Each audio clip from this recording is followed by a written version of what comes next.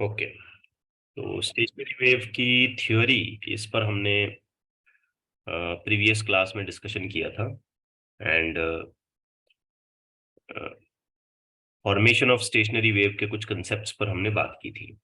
In fact node, anti node, condition of formation of a stationary wave, properties of the stationary wave. Just to recall in a very brief note, मैं आपके सामने stationery wave की एक छोटी सी equation यहाँ पे put up कर रहा हूँ, जो कुछ इस तरीके से होगी। डिस्प्लेसमेंट इक्वेशन जो स्टेशनरी वेव की होगी वो कुछ ऐसी होगी, जिसमें ये जो पहला पूरा टर्म है, हम इसे एम्पलीट्यूड कॉल करते हैं। ओके, और दो क्राइटेरिया यहाँ पे लगाते हैं कि जब ये मैक्सिमम होता है तो हम उसे एंटी नोड बोलते हैं, और जब ये मिनिमम या जीरो हो जाता है तो हम इसे नोड ऐसा कॉल करते हैं। हमें ये भी याद रखना चाहिए कि दो कंसेक्यूटिव नोड्स या टू कंसेक्यूटिव एंटी नोड्स के बीच में जब डिस्टेंस मेजर किया जाता है तो वो लैम्बडा बाई 2 होता है। Am I correct? Yes. और on the same order, the distance between the consecutive node and anti-node is lambda by 4. And let me tell you one more thing, that the formation of a stationary wave will take place by the superposition of two identical waves traveling in opposite direction in the same medium. So you can also say कि जो stationary wave बनी है उसकी composition या उसकी constituent जो waves हैं वो कुछ ऐसे लिखी जा सकती हैं: A sin 2 pi nt minus 2 pi x by lambda. This is one of the wave. And the second wave can be written here as sin 2 pi nt plus 2 pi x by lambda. You can also recall that these equations are nothing but of a progressive wave. So if we combine these two waves, the result is this stationary wave. आपने यहाँ पे फर्क notice किया कि इन दोनों waves के लिए frequency, amplitude, wavelength, velocity Same. या स्पीड हम कह लें, वो सब सेम है, एक्सेप्ट दैट के one of the wave is travelling in the positive direction and the another wave is travelling in the negative x direction. तो ये सारी थ्योरी की डिस्कशन हमारी इससे पहले पूरी हो चुकी है। बीच में एक थोड़ा सा गैप आ गया, इसलिए मैं बहुत हल्का सा ये रिवीजन आपके सामने रख रहा था। अदरवाइज हम सीधे सीधे इलस्ट्रेशन से अपनी बात करना शुरू करते हैं। आई गेस पिछले लेक्चर में मैंने आपको क्वेश्चन नंबर 1 करवा दिया, राइट? Yes. तो हम आगे बढ़ते हैं क्वेश्चन नंबर 2 से। Now you see in this particular question एक स्टेशनरी वेव की इक्वेशन हमें गिवन है। अब ये कह रहा है find amplitude of either wave. हाँ, ये बात यहाँ समझना है कि स्टेशनरी वेव का टोटल एम्पलीट्यूड वो नहीं पूछ रहा है, रिजल्टेंट एम्पलीट्यूड वो नहीं पूछ रहा है। वो कह रहा है कि कॉन्स्टिट्यूटिंग जो वेव्स हैं, जिनके इंटरफेरेंस से, जिनके सुपर इम्पोजिशन से ये जो स्टेशनरी वेव बनी है, उनका एम्पलीट्यूड निकालें, उनकी वेवलेंथ निकालें, उनका पीरियड निकालें, और उन्हीं की फ्रीक्वेंसी और इनफैक्ट वेव वेलोसिटी, काफी सारे पैरामीटर्स। तो आप यहाँ 1 to 1 कंपेयर करें। स्टैंडर्ड जो वेव है अपने पास वो ऐसी है स्टेशनरी वेव की: 2a cos 2 pi x by lambda and then sin pi and t। हाँ, यहाँ पे cos और sin का इंटरचेंज भी हो सकता है। अब बस आप छोटा सा कंपैरिजन करें, गिवन इक्वेशन में एक की रिप्लेसमेंट क्या है। सो पता चला 2a is equal to 0.02, which means a is equal to 0.01 metre. ये आपका पहला आंसर आ गया। समझ आ गई ना बात? ये सुनो, क्लियर हुई मैंने क्या किया यहाँ पे? Just comparison. Yes sir. Yes. फिर गिवन इक्वेशन में 2 पाई x बाई लैम्बडा की जगह पे क्या आ गया? pi x. Kind of comparison, तो ये हो गया 2 पाई x by lambda. Given equation में इसका मैग्नीट्यूड सिर्फ पाई x है, तो पाई x factor on the other side cancel हो जाएगा, यहां से और यहां से पाई x फैक्टर कैंसिल कर लें और सीधे सीधे आपको वेवलेंथ का आंसर मिलेगा 2 मीटर। कितना आसान है, देख रहे हैं आप। अच्छा, फ्रीक्वेंसी या वेवलेंथ की बात करें तो गिवन इक्वेशन में 2 पाई एन टी की जगह पे क्या आ रहा है, सोचिए आप यहाँ पे।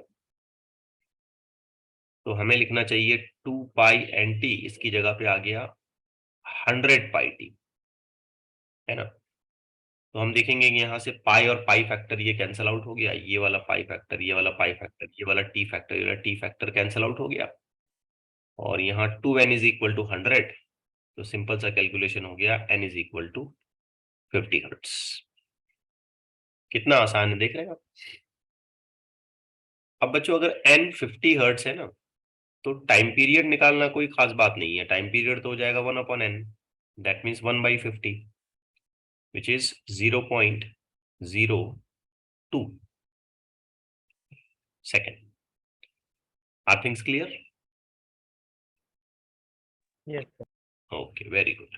कोई डाउट है तो बोले, मतलब वैसे तो काफी आसान है, आपको अगर थियोरी अच्छे से याद है, इक्वेशन याद है, तो इसमें कोई खास डिस्कशन करने की जरूरत भी नहीं होनी चाहिए देखा जाए तो। फर्दरमोर इसने हमसे वेव की वेलोसिटी भी पूछी है। बेटा जब हम वेव की वेलोसिटी निकालते हैं तो उसका फॉर्मूला तो काफी सीधा सीधा होता है, v is equal to n lambda. तो यहाँ हमने देखो फ्रिक्वेंसी 50 कैलकुलेट की है और वेवलेंथ हमने कैलकुलेट की है 2 मीटर, सो मल्टीप्लीकेशन के बाद इसका आंसर आ गया 100 मीटर पर second. That's it, done with this.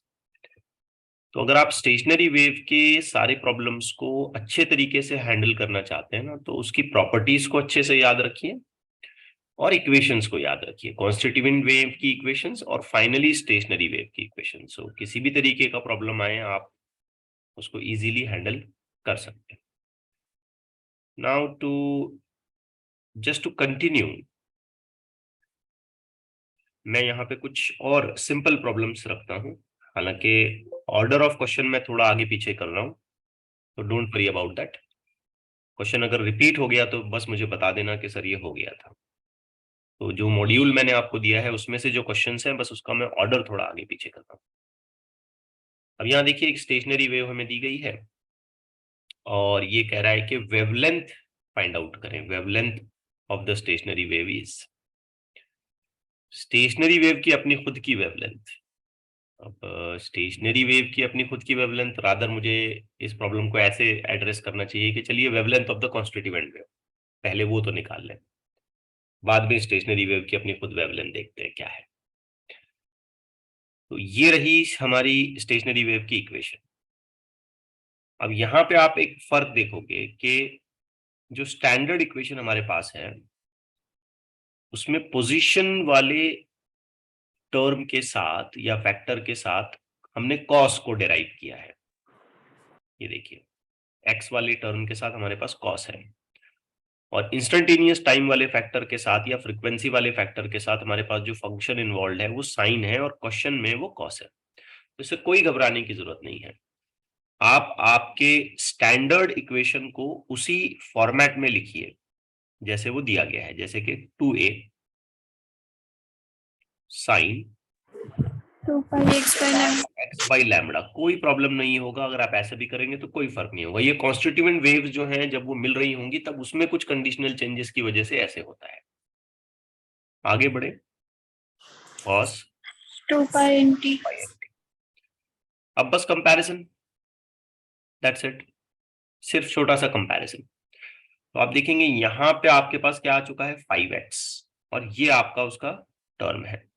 तो आप कंपेयर अगर करते हैं तो ये हो गया 2 pi x by lambda is equal to 5x, correct है। तो आप सीधे सीधे यहां से x फैक्टर को कट करेंगे, आपको लैम्बडा मिल जाएगा 2 पाई डिवाइडेड बाई 5। अब इसे आप डिवीजन पूरा करें, 6.28 डिवाइडेड बाई 5, इसका आंसर आप मुझे बता दें कितना होता है। 1.25. सो ये आ रहा है 1.25। 1.256 पूरा डिवीजन अगर हम करते हैं मीटर। बट वेवलेंथ जो है, ये जो हमने कैलकुलेट किया ना, ये इंडिविजुअल वेव की वेवलेंथ है, कॉन्स्टिट्यूएंट वेव्स की, जिन वेव्स के मिलने के बाद स्टेशनरी वेव बनने वाली है, सुपर इम्पोजिशन होने वाली है, उन वेव की वेवलेंथ लैम्बडा होती है। अब क्वेश्चन है, हम स्टेशनरी वेव की वेवलेंथ कैसे डिस्क्राइब करें? तो इसका बिल्कुल सिंपल सा अप्रोच मैं समझता हूं ऐसा होगा कि आप दो कंसेक्यूटिव नोड के बीच का डिस्टेंस गिन लें या दो कंसेक्यूटिव एंटी नोड के बीच का डिस्टेंस गिन लें। ठीक है, तो आपसे जब ये पूछा जा रहा है कि स्टेशनरी वेव की वेवलेंथ क्या है, तो बेसिकली आपका आंसर इस प्रोसेस में होना चाहिए λ/2। ठीक, Yes. क्योंकि दो अल्टरनेट कंसेक्यूटिव नोड का गैप जो है वो λ/2 होता है, और टू कंसेक्यूटिव एंटी नोड के बीच का जो गैप होता है वो λ/2 होता है। और बाय डेफिनेशन वेवलेंथ कुछ ऐसे डिफाइन की जा सकती है कि it is the distance between the two particles which are two consecutive particles which are in the same state of motion. तो आप दो नोड ले लें, दोनों की स्टेट ऑफ मोशन तो सेम है, उनके बीच का गैप ले लें λ/2। अब यहां कैलकुलेशन पूरा करें तो लैम्बडा जो है ये हो गया 1.256 and then you just divide it by 2, you'll be getting an answer of 628. 0.28. So by that way you may get this as the correct choice. ठीक है ना? कुछ और मैं सिंपल क्वेश्चन आपके सामने रखता हूं। मैं चाहूंगा कि आज जो भी 20-22 क्वेश्चन हैं वो पूरे हम लोग कर लें, बिल्कुल इत्मीनान से चलेंगे। Now again a stationary wave is given to us. Distance between two consecutive node बोला है। अब आप खुद ही बता दें distance between two consecutive node क्या होता है? λ/2. वेरी गुड, ये होता है λ/2। स्टैंडर्ड इक्वेशन के अकॉर्डिंगली सोचा जाए तो ये टर्म किसके साथ कंपेयर किया जा सकता है? 2πx/λ equal πx/3। सही लिखा मैंने? जस्ट रिकॉल करें ना, स्टैंडर्ड इक्वेशन ऐसी होती है 2a cos 2πx/λ sin 2πnt। हमें बस ये देखना है ना कि ये वाली प्लेस किसने ले ली, कंपैरिजन कर ले। हम देखेंगे यहां से ये πx फैक्टर, यहां से ये πx फैक्टर कैंसिल आउट हो जाता है, and lambda will now become equal to πx/3। Correct है? Okay, now lambda will become equal to 6। ठीक है? Yes. But the question is not about calculating lambda. The question is about calculating the distance between two consecutive node. And we know very well कि इस चीज का answer क्या होता है? λ/2. λ/2। Lambda हमने अभी भी एस्टिमेट किया 6 divided by 2, you'll be getting an answer of 3 centimeter. तो this is your choice. ठीक है, इजी है एकदम। ये एक और सिंपल सा थ्योरेटिकल क्वेश्चन देखते हैं। आई होप आपने प्रीवियस लेक्चर जो है ध्यान से सुना है, तो on that basis in stationary wave anti nodes are the points where there is. देखो बेटा, एंटी नोड्स पे आपको डिस्प्लेसमेंट काफी ज्यादा मिलने वाला है ना? करेक्ट है? Yes. नोड्स पे आपको डिस्प्लेसमेंट कम मिलेगा, तो मिनिमम डिस्प्लेसमेंट वाले जो ऑप्शन है वो तो वैसे भी कट हो जाएंगे। अब आपके पास दो ऑप्शन बचते हैं, maximum displacement, maximum displacement. Maximum displacement, लेकिन दूसरी कंडीशन इसने साथ में क्या दे दी कि मैक्सिमम प्रेशर बताया, और फिर यहां बताया मिनिमम प्रेशर। अब आप इस पे थोड़ा सा लॉजिकली सोचो कि अगर डिस्प्लेसमेंट ज्यादा हो रहा है, पार्टिकल जोर से वाइब्रेट कर पाता है, फ्री टू मूव है, तो प्रेशर तो कम रहा होगा, क्योंकि किसी जगह पे अगर हमने बहुत ज्यादा प्रेशर लगा के उसको होल्ड किया है तो वहां पे मोशन थोड़ा सा रिस्ट्रिक्ट हो जाता है, कम होता है ना? सो एंटी नोड इस जगह पे आपको मैक्सिमम डिस्प्लेसमेंट मिलना चाहिए और प्रेशर कैसा मिलना चाहिए? मिनिमम मिलना चाहिए। बिल्कुल सिंपल है। और इसका दूसरा पॉइंट भी सुन लें आप, यहाँ पे नोड कैसा पॉइंट होगा फिर? What do you think? Node कैसा होना चाहिए? Minimum displacement maximum pressure. Very good. Node होना चाहिए minimum displacement and maximum pressure. ठीक है, आइए एक और इसी तरीके का वेरी सिंपल क्वेश्चन देखते हैं। तो again we have been provided with an equation, separation between consecutive node. Can you tell me separation between consecutive node मतलब बाय फॉर्मूला क्या होना चाहिए आंसर? λ/2। Very good. ये टर्म हमारे काम का है। सो 2 पाई x by lambda equal, just tell me what it should be? πx/20। Absolutely correct, that is pi x by 20. This calculation give me an answer of, yes, 40 centimetre. Pi factor यहाँ से cancel हो जाएगा, lambda का estimation कर लो आप। But हमें निकालना है lambda by 2, which means 40 by 2, that is 20 centimetre. So by that we may get option A as correct choice. ठीक है, माइक किसी का ऑन हो गया, देखो प्लीज ऑफ कर दो। यस, किसी का माइक ऑन है, प्लीज ऑफ कर दें। Okay, now let's take the next one. थोड़ा सा अब मैं कैलकुलेशन यहाँ पे इन्वॉल्व कराने लगता हूँ, सिंपल क्वेश्चन काफी सारे हो गए। आइए अगले क्वेश्चन की तरफ जाते हैं। अब ये थोड़ा सा ज्यादा कैलकुलेशन वाला है। Vibrations of the string of wavelength, length 60 centimeter fixed at both the ends are represented by। तो जैसे इस तरीके का एक फॉर्मेट हमको दिखता है ना, हम समझ जाना चाहिए यहाँ पे कि यहाँ पे कौन सी वेव का फॉर्मेशन हुआ है, स्टेशनरी वेव। अब जस्ट फॉर योर रेफरेंस मैं इक्वेशन को यहाँ दोबारा लिखता हूँ। 2a, let it be sine, कोई प्रॉब्लम नहीं है,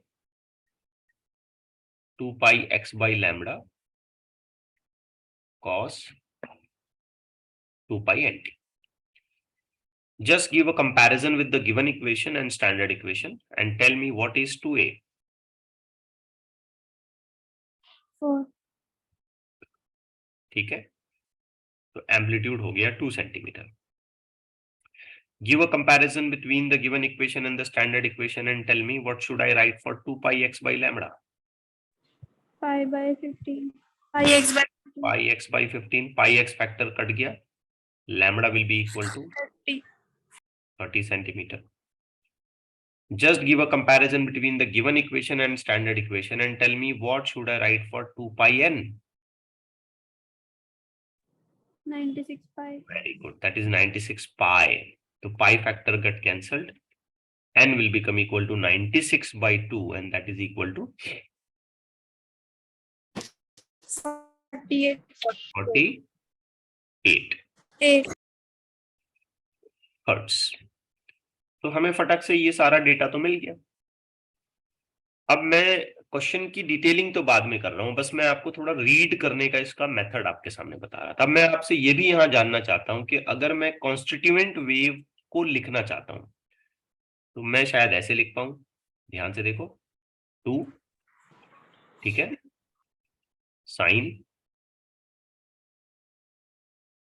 2 pi n t, 2 pi n t यानी कि 48 into 2, again 96 pi t plus और minus 2 pi x by lambda. तो 2 pi x by lambda is nothing but equal to pi x by 15।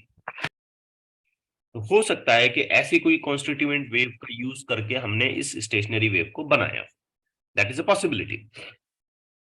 ठीक, but now let's come to the question itself. A question में क्या पूछा है, what is the maximum displacement at point x is equal to 5 centimetre. When x will become equal to 5 centimetre, मतलब x की जगह पे हमने 5 पुट अप करना है, तो मैक्सिमम डिस्प्लेसमेंट क्या हो सकता है? तो बेटा ये जो फैक्टर है ना, ये एम्पलीट्यूड को बता रहा है। बस इतने ही फैक्टर का कैलकुलेशन करना है आपने।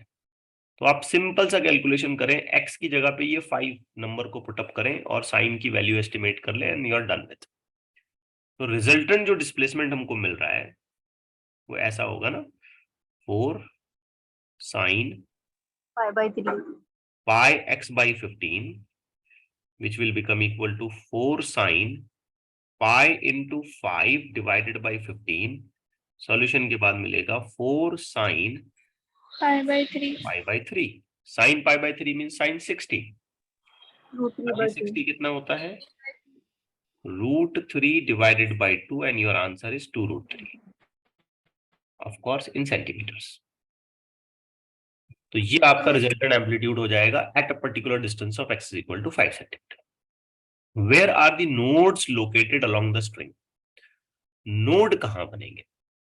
अब देखिए, नोड्स जो है वो ऐसी पोजीशंस होती हैं या ऐसी कंडीशंस ऑफ वाइब्रेशन होती हैं जहां पर एम्पलीट्यूड 0 होता है। तो आप अगर नोड बनाना चाहते हैं तो आपको ये एम्पलीट्यूड 0 करना पड़ेगा।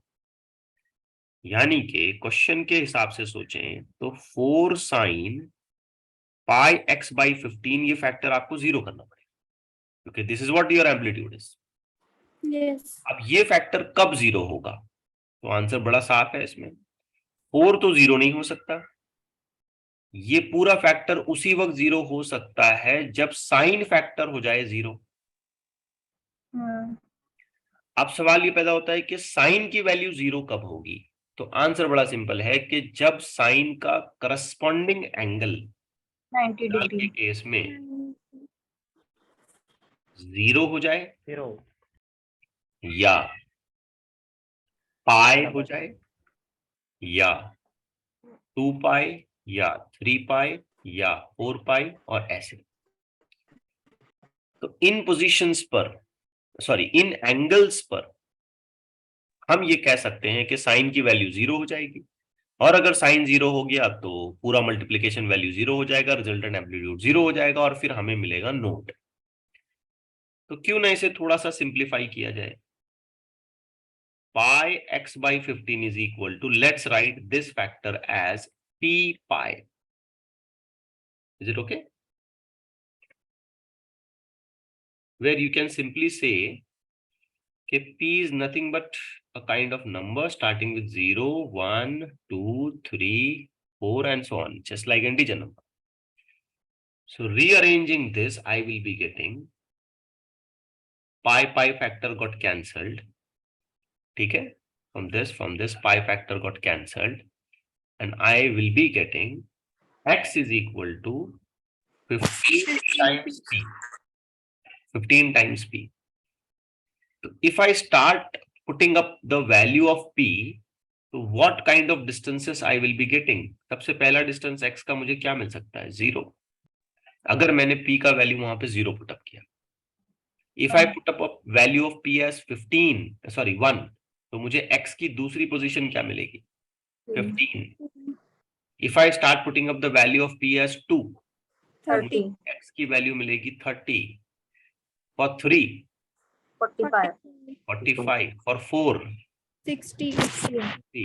For 5, 75 75। बट होल्ड ऑन, रुको, 75 तक जाने की जरूरत नहीं है, क्योंकि जो स्ट्रिंग आप यूज कर रहे हो वो 60 सेंटीमीटर की ही है। तो 75 ये पोजीशन आएगी ही नहीं स्ट्रिंग पे।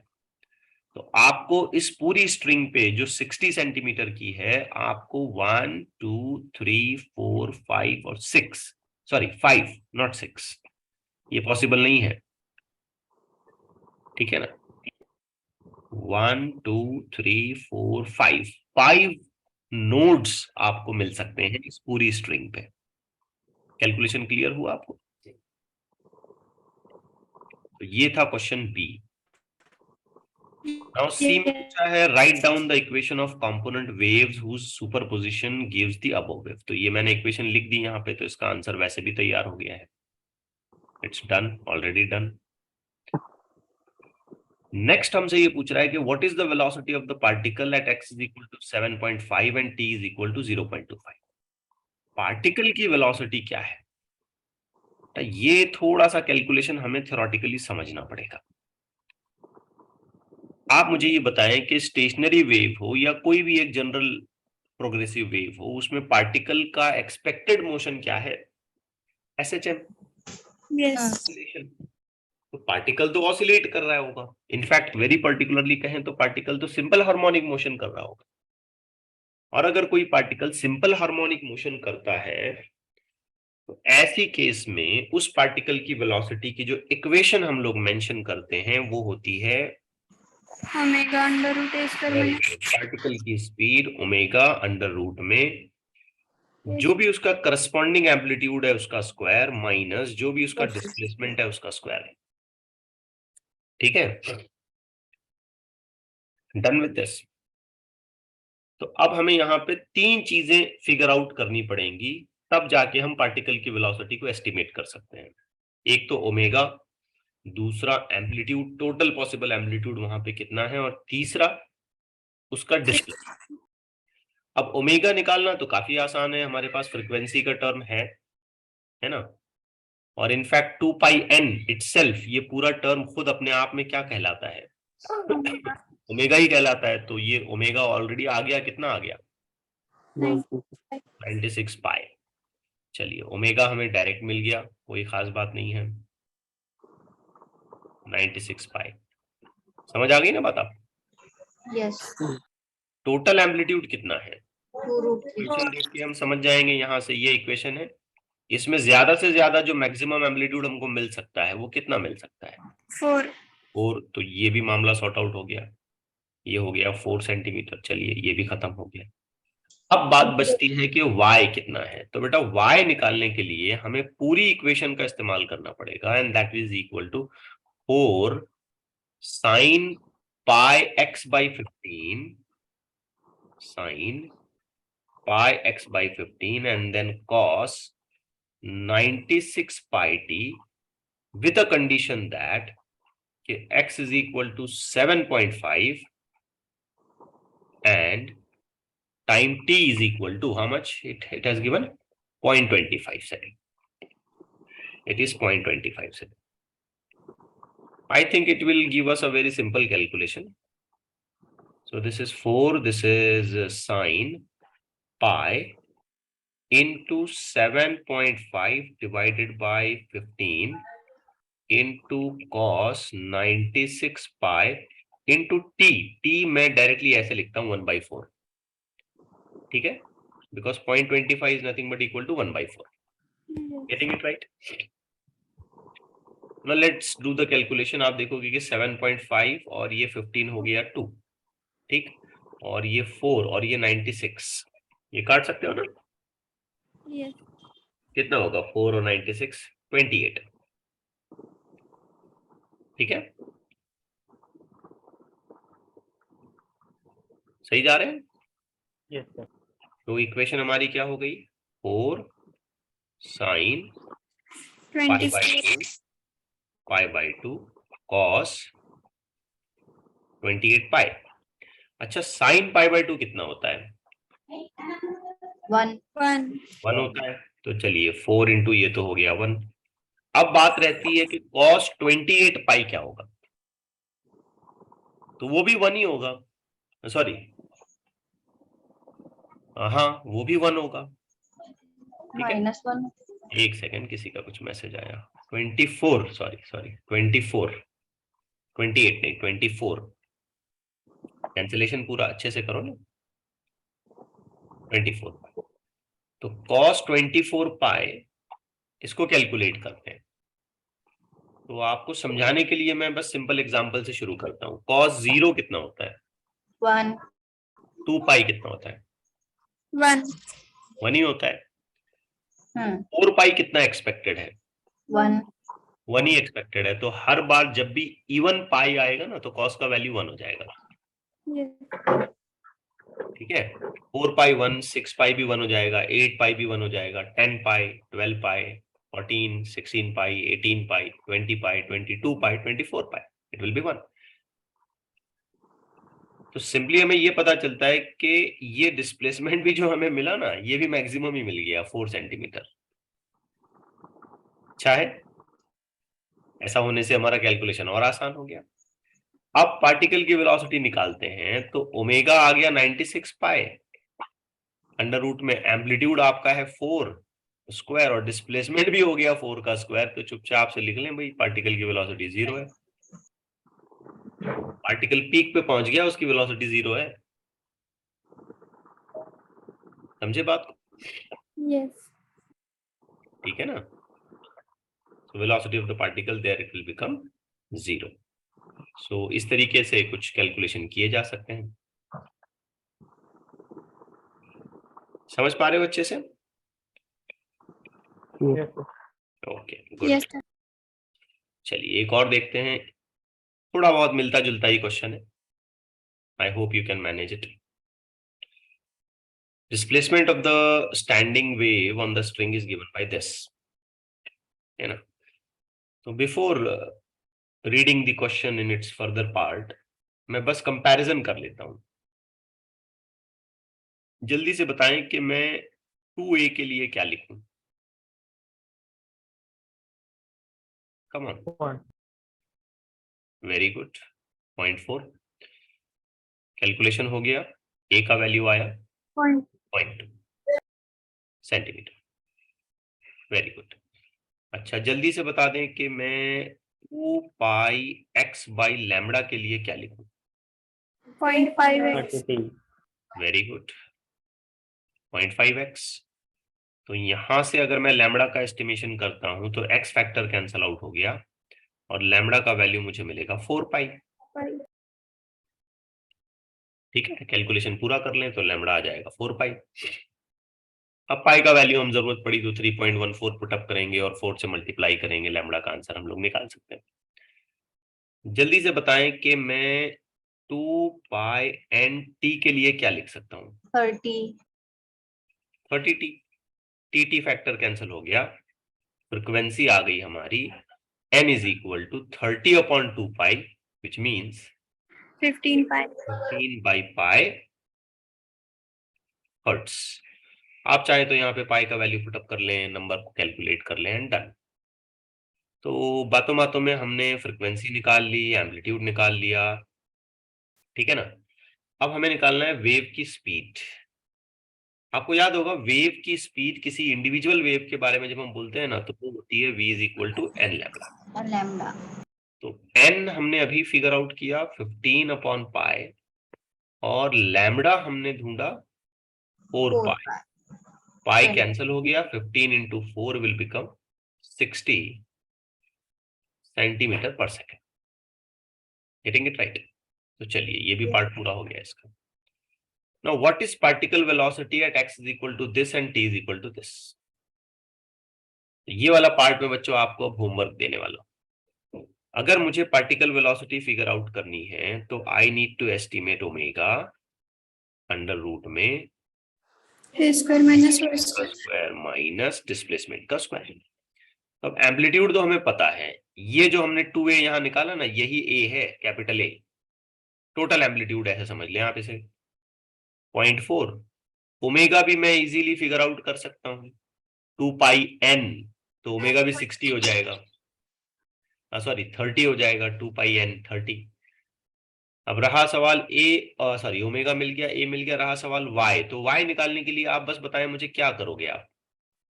x और t की वैल्यू इक्वेशन में. x और t की वैल्यू आप इक्वेशन में पुटअप करेंगे, साइन और कॉस फंक्शन को आप लॉगबुक यूज करके चेक करेंगे, देखेंगे वहां पे, और फिर फाइनली जो आंसर वहां पे मिलता है यहाँ y की जगह पे उसे पुटअप करेंगे और कैलकुलेशन कैरी ऑन करेंगे। कर सकते हैं आप इतना? Yes. ओके, चलिए तो I will treat this part as your homework. ये हिस्सा आपका होमवर्क है। आइए एक और छोटा सा क्वेश्चन करते हैं, बट इस क्वेश्चन के लिए आपको 11th के एक फॉर्मूले को रिकॉल करना पड़ेगा। 11th का एक फॉर्मूला आपको यहाँ पे रिकॉल करना पड़ेगा। Now here the question reads कि एक स्टैंडिंग वेव है जो दो अलग अलग इंडिविजुअल वेव्स का इस्तेमाल करके यूज करके हमने बनाई है। आप इसमें फर्क साफ साफ देख सकते हैं, एम्पलीट्यूड सेम है, फ्रीक्वेंसी सेम है, के फैक्टर यानी कि प्रोपोगेशन कांस्टेंट, वेवलेंथ, ये सब सेम है, सिर्फ यहाँ पे ये प्लस है और यहाँ पे यहाँ माइनस है। Mass density of the string is rho, area of cross section is S. ठीक है, तो जिस स्ट्रिंग में ये सारा मामला चल रहा है उसकी मास डेंसिटी रो है और उसका area of cross section S है। अब ये हमसे सवाल कर रहा है कि टोटल मैकेनिकल एनर्जी कितनी होगी between adjacent nodes on the string. दो नोड्स के बीच में टोटल मैकेनिकल एनर्जी कितनी होगी, ऐसे पूछा इसने। इसका आंसर बड़ा सिंपल है। किसी एक वेव की टोटल एनर्जी हम लोग कैसे लिखते हैं, ये आप रिकॉल करें। तो एज आई रिकॉल, किसी एक वेव की एनर्जी हम लोग लिखते हैं हाफ डेंसिटी ओमेगा का स्क्वायर ए स्क्वायर एम्पलीट्यूड, ओमेगा का स्क्वायर इनटू उस पर्टिकुलर वेव के एम्पलीट्यूड का स्क्वायर इनटू हम लोग मेंशन करते हैं वॉल्यूम। ये मैंने जो फॉर्मूला यहां लिखा ना, ये एनर्जी पर यूनिट वॉल्यूम है, तो आप उसको वॉल्यूम से मल्टीप्लाई कर दें तो आपको टोटल एनर्जी मिल जाएगी। अब सोचें कि मैं अगर स्टेशनरी वेव के कंपोजिशन को ठीक से समझता हूं तो ये कुछ ऐसी बनती है, ध्यान से समझना। ठीक है, ये मैं दूसरा कलर इस्तेमाल कर लेता हूं, ये ऐसी बनती है। ठीक, उसने बोला हमसे कि टोटल मैकेनिकल एनर्जी को आप एस्टिमेट करो बिटवीन एडजेसेंट नोड्स। मतलब मान लेते हैं कि यहाँ एक नोड है ये वाला और यहाँ एक नोड है ये वाला, तो इन दोनों के बीच में यहाँ कितनी एनर्जी है ये बताओ। ठीक है, तो ये काफी आसान है। सबसे पहले तो मैं ये नोटिस करूंगा कि इस जगह पे एक नहीं दो वेव्स हैं, करेक्ट है? Yes. One of them is traveling to the right and another is traveling to the left. मतलब ये वाली एनर्जी को मुझे क्या करना पड़ेगा, ये वाली जो भी एनर्जी यहां मैंने एस्टिमेट कर रखी है इसको मुझे ना स्क्वायर 2 से मल्टीप्लाई करना पड़ेगा। स्क्वायर क्यों करोगे यार, 2 है ना तो स्क्वायर कहां से कर रहे हो, 2 से मल्टीप्लाई करूंगा बिकॉज दो ऐसी चीजें हैं ना यहाँ पे एक साथ। ठीक है, ये बात क्लियर हो गई। Yes, sir. दूसरा यहां मुझे जो समझना है वो ये कि मैं इस जगह का यानी कि इतनी जो रोप यहाँ पे है उसका वॉल्यूम कैसे लिखूं, क्योंकि इस पे वेव बनने से पहले यहाँ पे क्या था, तो आंसर है ऐसी रोप थी, ये ऐसी रोप थी। फिर एक वेव जो है ना ऐसे राइट से ट्रैवल करते हुए आई, इधर जाने वाली है, और दूसरी वाली जो वेव है ऐसे लेफ्ट से ट्रैवल करते हुए आई और इधर जाने वाली है। Like this is the situation. इन दोनों का सुपरपोजिशन हो गया और ऐसे मीडियम लूप्स में डिवाइड हो गया है। तो एक्चुअली यहाँ पे क्या है, तो एक रोप है। अब वो जो रोप है उसको अगर मैं बनाऊं तो दिखने में मोटा करके अगर मैं बना दूं उस रोप को, तो क्या वो रोप कुछ ऐसे ऐसे दिखेगी, मुझे ऐसी दिखेगी? रोप ऐसी थी वो, साइज में बड़ा करके बनाऊं तो, है ना? तो Yes. वहां पर इतनी जगह पे जिसको मैं शेड कर रहा हूं, इतनी जगह पे कितनी एनर्जी है उसने मुझसे ऐसे पूछा, तो मुझे क्या करना है, बस इतनी जगह का वॉल्यूम निकालना है। यहां से लेके यहां तक ये जो रस्सी है मुझे इसका वॉल्यूम निकालना है। बात समझ आई? अब मैं इसका वॉल्यूम कैसे निकालूंगा, तो आंसर काफी सिंपल है। ये दिखने में मुझे सिलेंड्रिकल लग रहा है तो इसका वॉल्यूम मैं कुछ ऐसे लिखूंगा, volume is equal to area of cross section multiplied by length. एक रस्सी ऐसे सिलेंड्रिकली होती है ना, समझ रहे हो बेटा बात? Yes, sir. यस सर तो area of cross section multiplied by length. अब एरिया ऑफ क्रॉस सेक्शन में कोई दिक्कत नहीं है, आप फॉर्मूला ध्यान से पढ़ोगे ना तो एस दिया है उसने, area of cross section is equal to S दे दिया। सिर्फ हम लोग यहाँ पे आके अटकेंगे यार लेंथ कितनी है। तो बेटा बहुत ध्यान से देखो, ये दो कंसेक्यूटिव नोड के बीच के डिस्टेंस की बात कर रहा है, मतलब लेंथ कितनी होनी चाहिए? लैम्डा बाय 2 यस, लेंथ होनी चाहिए लैम्डा बाई 2। तो यहां लेंथ हो गई lambda by 2। That's it, clear हुई बात? अब यहाँ फॉर्मूले को अगर मैं पूरा करता हूं तो आंसर देखिए क्या आ रहा है। सबसे पहले ये 2 फैक्टर तो कट गया, Yes. उसके बाद ये हो गया रो omega square A square S into Lambda by lambda by 2। But इस सॉल्यूशन में ना एक छोटी सी दिक्कत है, और वो दिक्कत ये है कि क्वेश्चन में कहीं भी लैम्बडा का डिस्क्रिप्शन नहीं है, तो हमें लैम्बडा को थोड़ा सा रिप्लेस करना पड़ेगा। अब लैम्बडा किसके लिए रिप्लेस होगा, ध्यान से देखिए। यहां जो के फैक्टर है, आप सब जानते होंगे, ये जो के फैक्टर होता है असलियत में वो होता है 2 pi by lambda. Very good. ये जो के फैक्टर होता है उसका एक्चुअल फॉर्मूला होता है 2 पाई बाई लैम्बडा। मतलब मैं लिख सकता हूं lambda is equal to 2 2 pi by pi by k, which means lambda by 2 is equal to pi by k. Got the point? Yes.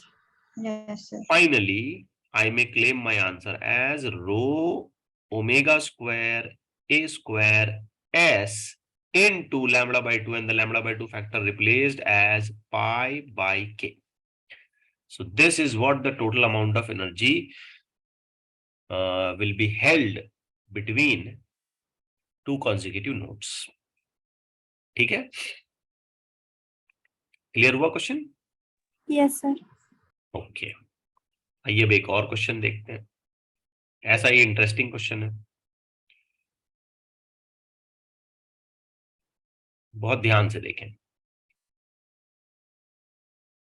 Question 7, two sources of sound are 4 meter apart and emit sound of frequency 330 hertz. Okay, so we may draw a figure for it. कि ऐसे दो speaker system हैं या कोई sound के system है मान लें, and they are just 4 metre apart. ये ऐसे 4 मीटर अपार्ट है। Okay, they are emitting the sound with a frequency of 330 hertz. So n is equal to 330 hertz. The question says that कि इन दोनों से जो waves निकल रही है वो 180 डिग्री आउट ऑफ फेज है। इसका मतलब ये होता है कि पहली वाली सोर्स से अगर क्रेस्ट निकलना शुरू हो रही है तो दूसरे वाले सोर्स से उसी टाइम पे ट्रफ निकलेगा। Trough. ये क्रेस्ट और ट्रफ में तो 180 डिग्री का फेज डिफरेंस होता है ना। Yes. अब हमसे ये पूछ रहा है कि at what points between the two sources will the sound intensity be maximum. Sound की इंटेंसिटी मैक्सिमम कहां बिटवीन द टू सोर्सेस। बड़ा अच्छा क्वेश्चन है। इस क्वेश्चन में मैं समझ रहा हूं कि एक चीज मिसिंग है, यहां हमें वेलोसिटी भी दे देनी चाहिए। जितना डेटा मुझे रिकॉल कर रहा हूं, मैं कर पा रहा हूं, उसके हिसाब से इसकी वेलोसिटी जो है ना वो 330 मीटर पर सेकेंड है। एडिशनल चीज क्वेश्चन में थोड़ा सा करेक्शन कर लीजिए, बिकॉज बिना वेलोसिटी के नंबर के हम ये कैलकुलेट नहीं कर पाएंगे। तो मे बी मेरी टाइपिंग में कुछ एरर रह गया हो गया, वेलोसिटी वहां पे टाइप नहीं हुई। तो वेलोसिटी 330 है। बिफोर प्रोसीडिंग फर्दर मैं सबसे पहले लैम्बडा कैलकुलेट करता हूं। वी नो वेरी वेल के v is equal to n lambda, therefore lambda is equal to v by n. v का नंबर भी हमारा 330 है और n भी 330 है, तो कैलकुलेशन पूरा होता है lambda is equal to 1 metre. ठीक, Yes. अब लैम्बडा 1 मीटर है। अब बहुत ध्यान से देखिए, पहले सोर्स से एक वेव निकलती है, एक और दो, तीन और ये 4, तो बराबर 4 वेव्स निकली इससे, है ना, क्योंकि एक वेव 1 मीटर की है, वेवलेंथ 1 मीटर है ना। यहां Yes. से यहां तक एक wave 1 metre, 2 metre, 3 metre, 4 metre.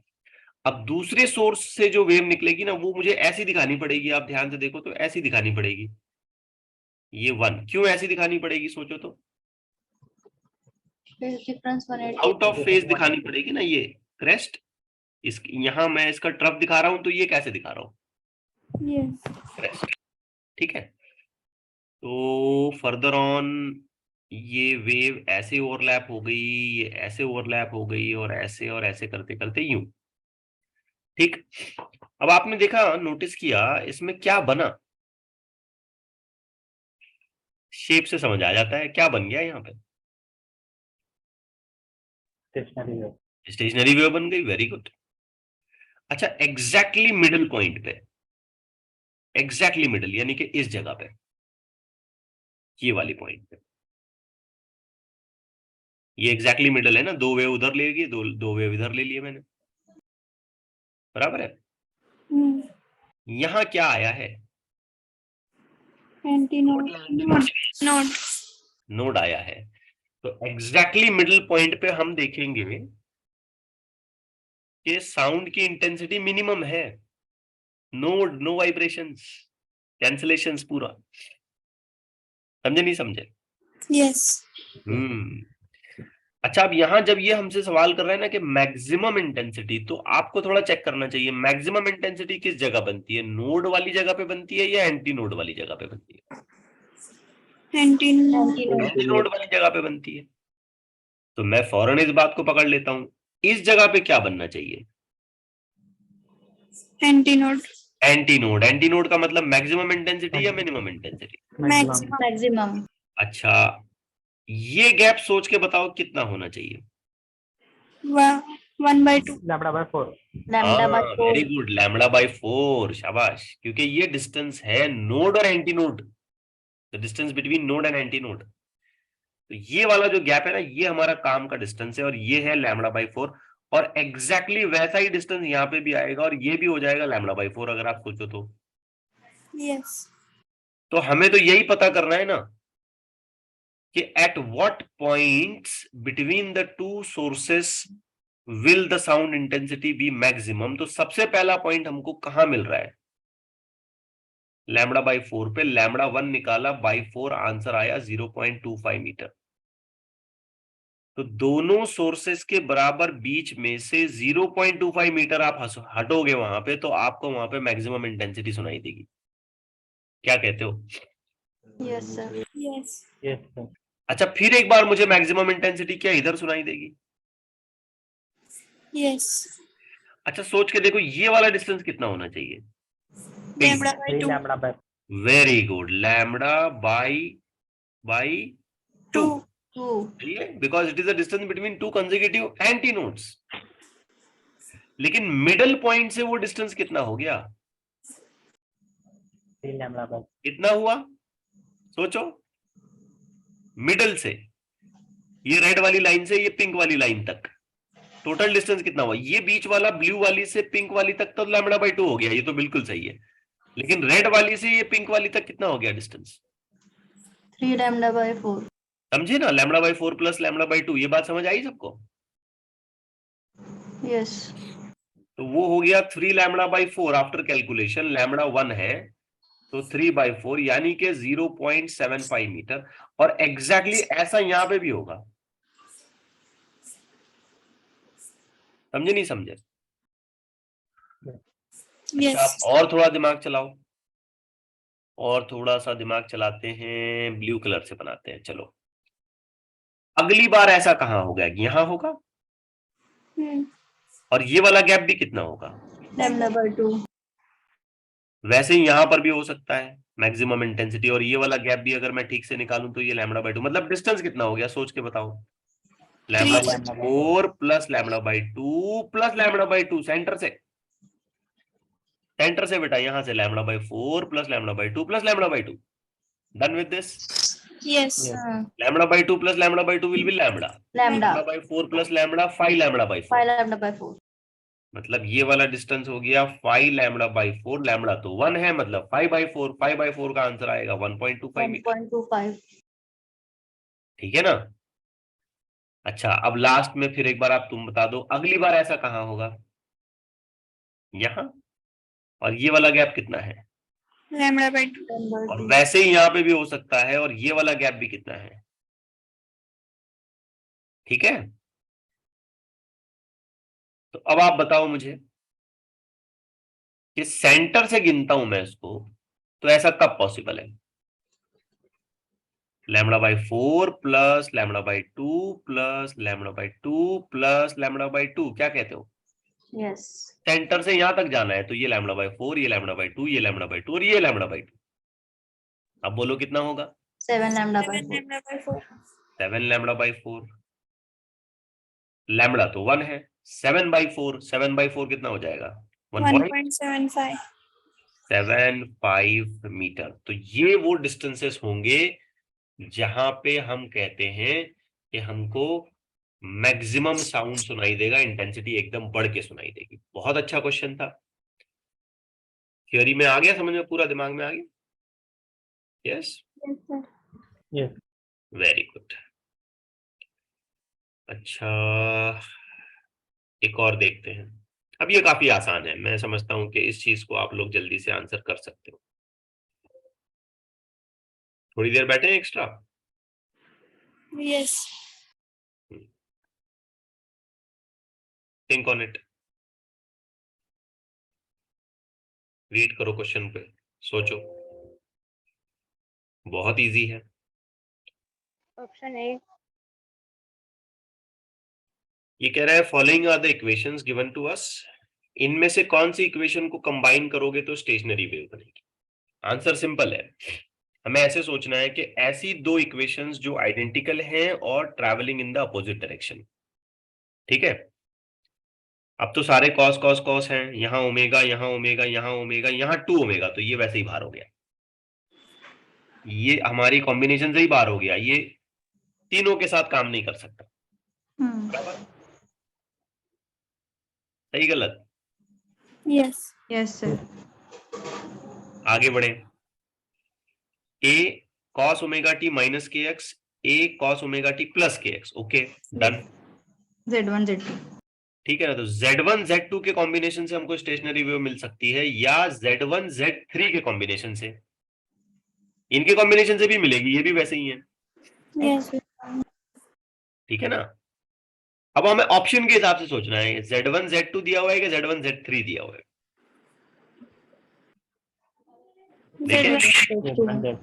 That's it, पहला ऑप्शन आ गया। नेक्स्ट पढ़ें आप, ये भी काफी आसान है, देखें ध्यान से।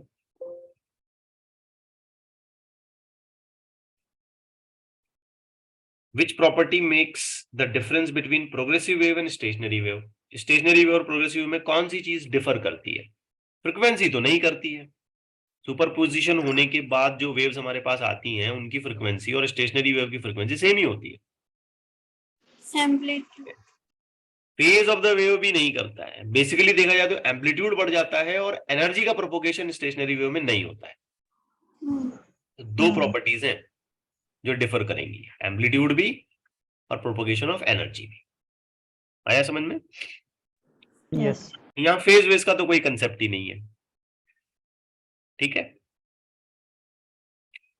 13 देखें। If two waves of the same frequency same amplitude respectively on superposition produces a resultant disturbance और सेम एम्पलीट्यूड। तो अब दो वेव्स हैं जिनका सेम फ्रीक्वेंसी है, सेम एम्पलीट्यूड है, एवरीथिंग सेम, और वो सुपर इम्पोज हो जाती हैं और उनका एम्पलीट्यूड भी सेम निकलता है, तो फिर ये पूछ रहा है कि फेज डिफरेंस निकाल। तो आपको बहुत थोड़ा सा पीछे जाना पड़ेगा और सुपरपोजिशन के प्रिंसिपल पे आपको बात करनी पड़ेगी। तो आपको याद होगा कि रिजल्टेंट एम्पलीट्यूड का जो वेक्टर फॉर्मूला मैंने आपको बताया था, या वेक्टर फॉर्मेट मैंने आपको बताया था, वो कुछ ऐसा था। A2 square minus 2A1 cos theta. Theta बोल लो या फाई बोल लो, व्हाटएवर इट इज। अब यहाँ पे ये जो फाई फैक्टर है ये क्या है? Phase difference. Phase difference. Difference है। Very good. क्वेश्चन को केयरफुली पढ़ें तो क्वेश्चन हमें कह रहा है कि resultant amplitude, individual amplitudes are same. मैं अपने दिल से नहीं कर रहा हूं, ये क्वेश्चन बोल रहा है हमको। रिजल्टेंट एम्पलीट्यूड और इंडिविजुअल एम्पलीट्यूड्स ये एग्जैक्टली कैसे हैं? Same. है, कोई फर्क नहीं है इनमें। पुट अप करें, फेज डिफरेंस निकालना है, तो ये हो गया a is equal to on the other side 2A square. a square plus वापस से ये square plus 2 times of a square Cos cos of phi. 5, इसका स्क्वायर कर लें आप, तो this will look like a square is equal to a square plus 2a square cos of 5। ठीक है,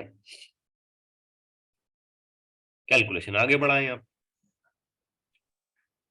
माइनस a स्क्वायर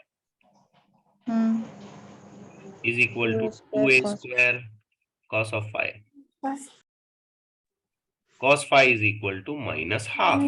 हाफ 20. आप बताएं cos five minus half कब होता है? 2π/3 120. जब उसका करस्पॉन्डिंग एंगल हो जाता है 120 डिग्री। That's it. यानी कि 3 2π/3। 2π/3. है ना आसान एकदम? यस ओके, कुछ और क्वेश्चन करें या फिर कल के लिए? यस, कल करें बाकी। Yes. क्वेश्चन 15 से आगे कल देखते हैं, क्योंकि इतने जल्दी खत्म नहीं होगा और 11 बज जाएंगे, फिर बहुत देर हो जाएगी। तो बचे हुए क्वेश्चंस को हम कल डिस्कस करते हैं, और कल साथ ही साथ कुछ और छोटी सी थियोरी में रिलेवेंट यहाँ से कहीं और से, या मतलब जो भी रिलेवेंट थियोरी है या कुछ और कंडीशनल बातें हैं उस पर डिस्कशन करेंगे। ओके, रुक जाए फिर। Yes. Yes.